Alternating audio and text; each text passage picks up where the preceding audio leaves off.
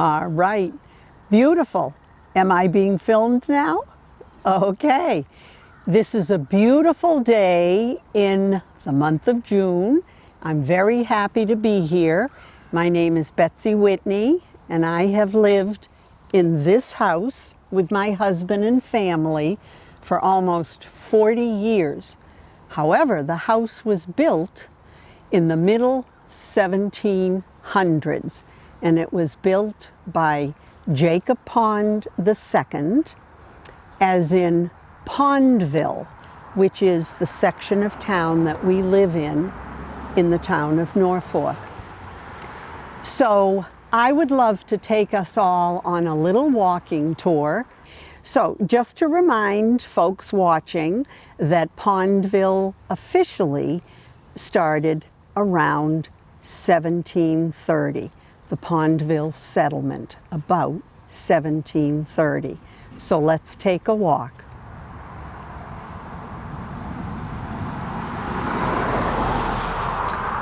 This is a panel that I designed and we had made probably about 8 years ago, and it shows the Virgil Pond house. In the late 1800s, Virgil Pond lived in this house. The yellow arrow is pointing to a street level door, which was an entrance into the house. And you'll notice right here, I have included the pond crest, the pond coat of arms. And I had a historian who lives in New Hampshire research it and paint this for me. So there it is. And this is a postcard that I found on eBay dated 1909, stamped Pondville Post Office. But of course, this house is gone. But sometimes we do lose pieces of history to modern development. This panel will commemorate it forever. So let's go to the next spot.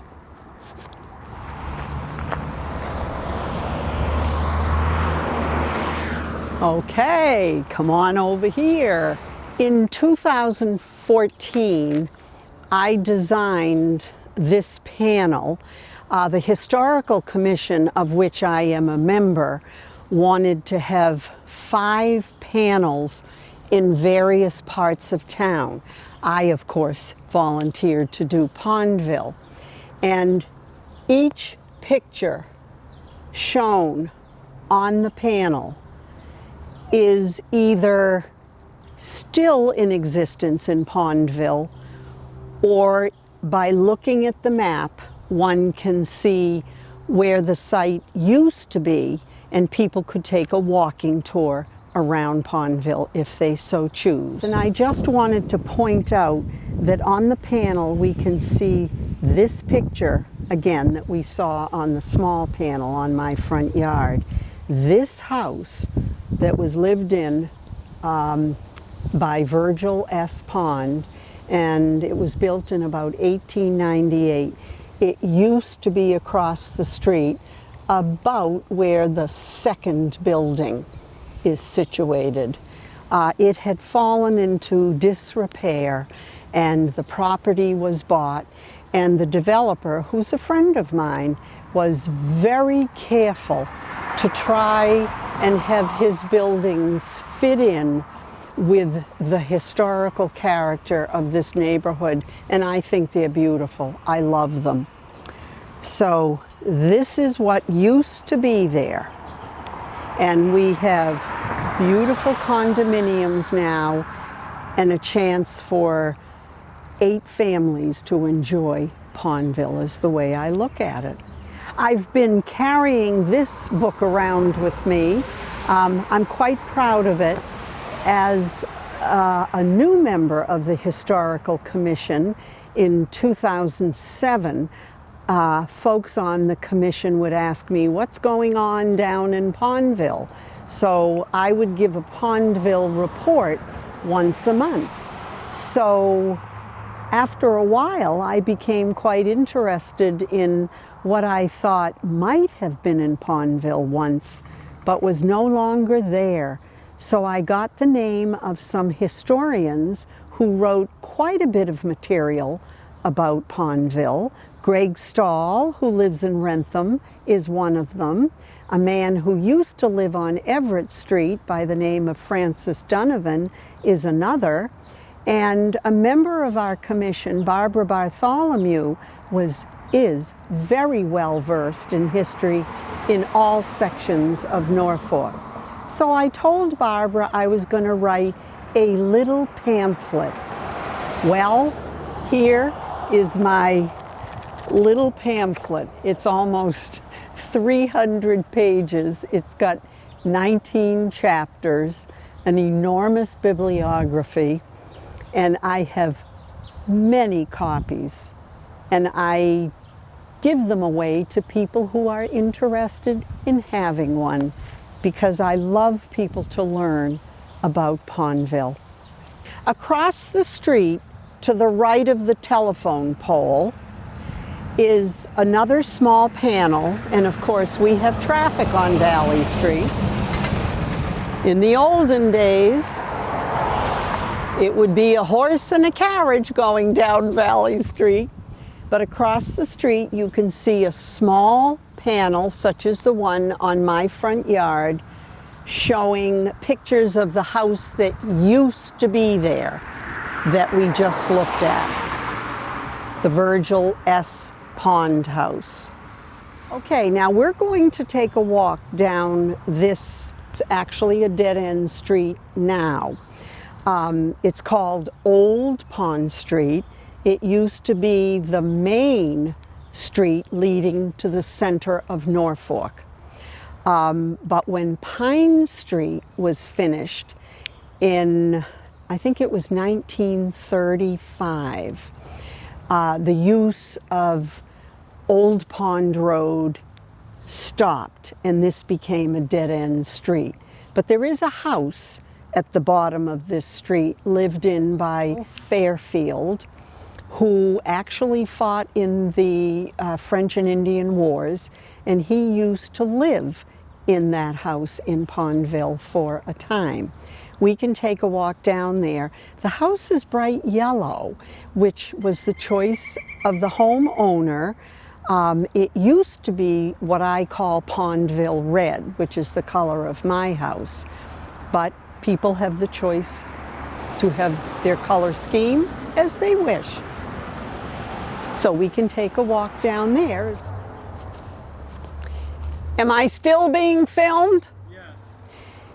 Because this tree, which is a copper beech tree, this tree is over 200 years old, and that's one of my husband's favorite features of this house that we live in Pondville, is this beautiful old tree. Okay, this tree, and I've made a sign, it's not so easy to read it, but it does say this majestic copper beech, 200 years old, is healthy and happy because of its home in the historic area called Pondville on this private road called Old Pond. Look at the size of that trunk. That is a 200-year-old trunk. And if you bring your eyes up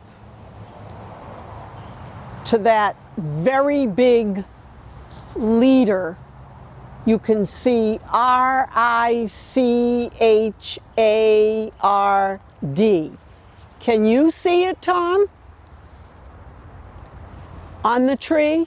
That was put there by Richard Connors, and when he was 4 years old, his family moved to Everett Street in Pondville, and Richard was over here all the time playing with the kids who lived in this house. And obviously, Richard climbed up that tree when it was much smaller and carved his name in the tree, and it's still there.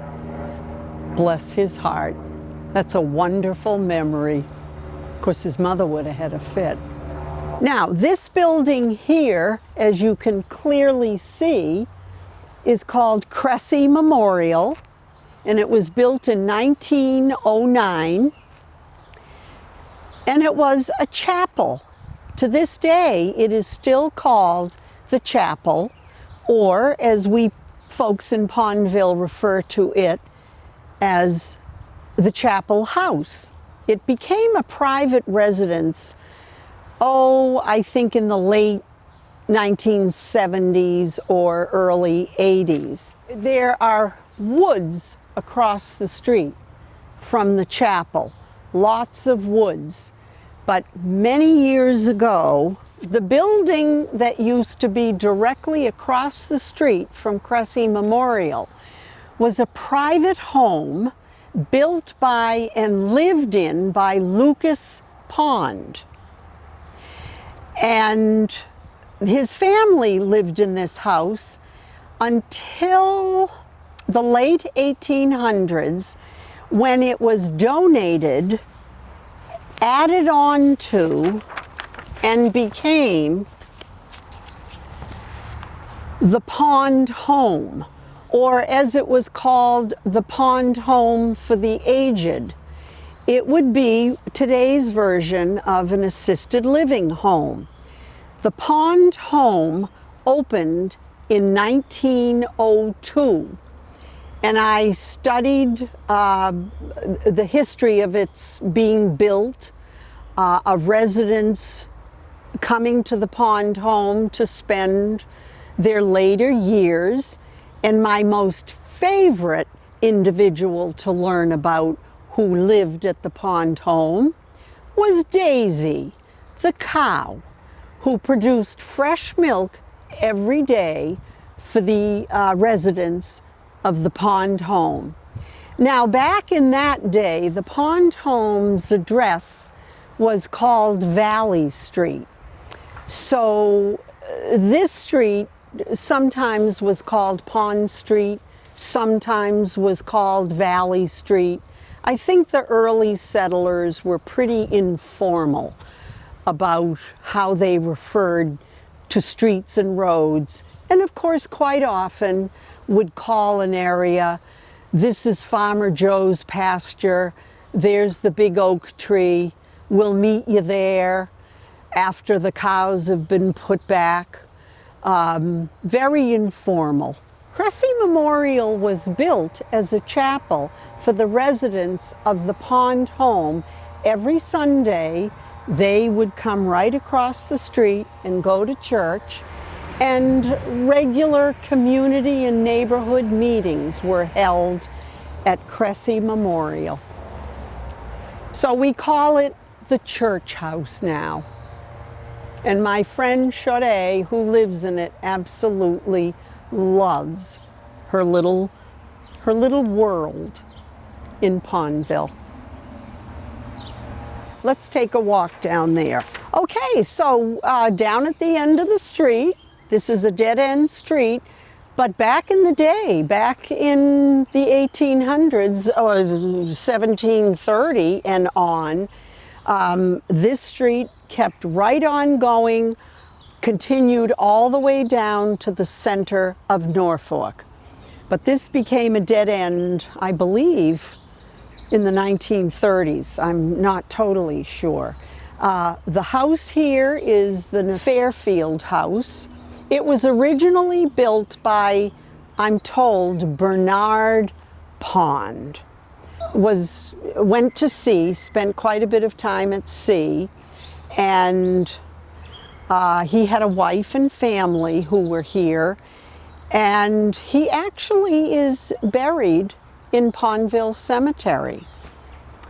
So we still refer to this house as the Fairfield House. He served in the French and Indian War.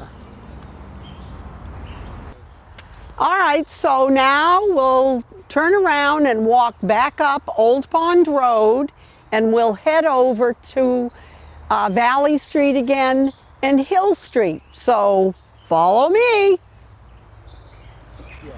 If it were not actually part of the foundation of the Pond School, because we can't go any further in, it's just too overgrown here.